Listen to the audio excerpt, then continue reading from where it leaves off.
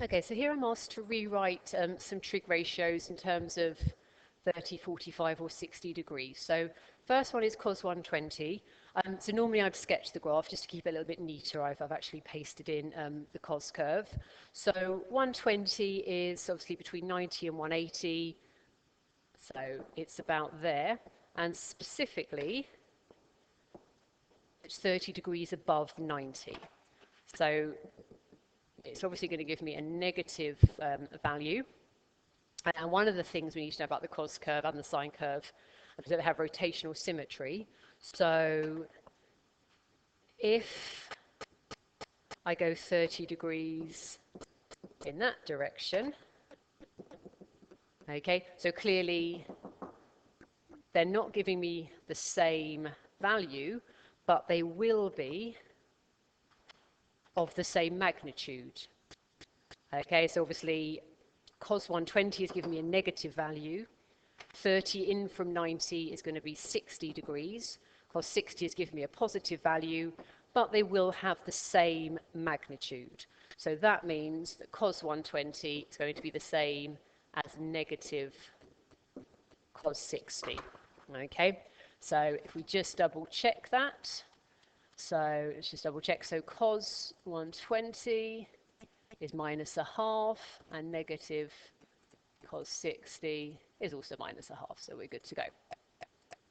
Okay, so let's look at tan 210. So 210 is, let's say it's about there, so that's 30 degrees up from 180. So here we can just use the repetition, the fact that tan just keeps repeating. So that and that are going to give me exactly the same value of tan theta. And if that's 30 degrees up from 180, then that's 30 degrees up from 0.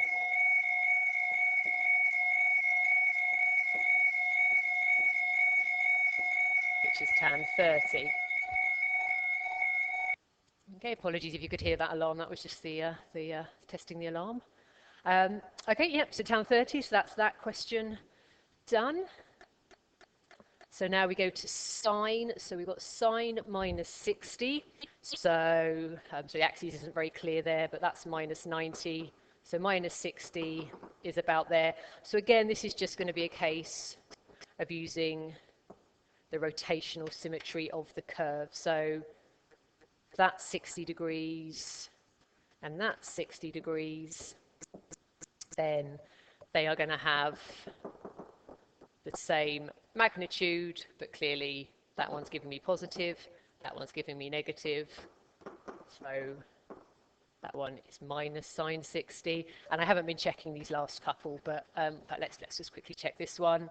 So sine of minus 60 is minus root 3 over 2, and minus sine 60 is minus root 3 over 2.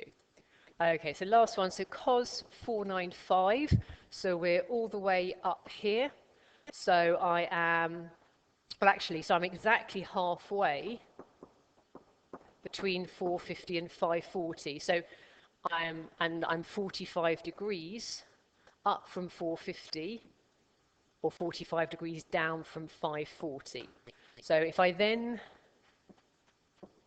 think about 45 degrees, because that's going to be the relevant ratio that they've asked me to use. So 45 degrees, well, that's clearly giving me a positive ratio. This one is clearly going to give me a negative ratio. And it's going to be the same whichever way I look at it. Whether I think about this as being 45 degrees up from 0, so look at this one being 45 degrees down from 450, because I'm looking kind of at where they are in relation to each other, or whether I look at this as being 45 down from 90, so 45 up from 450. It's the same. It's going to be the same magnitude as cos 45, but this one's going to be a negative, and cos 45 is clearly a positive.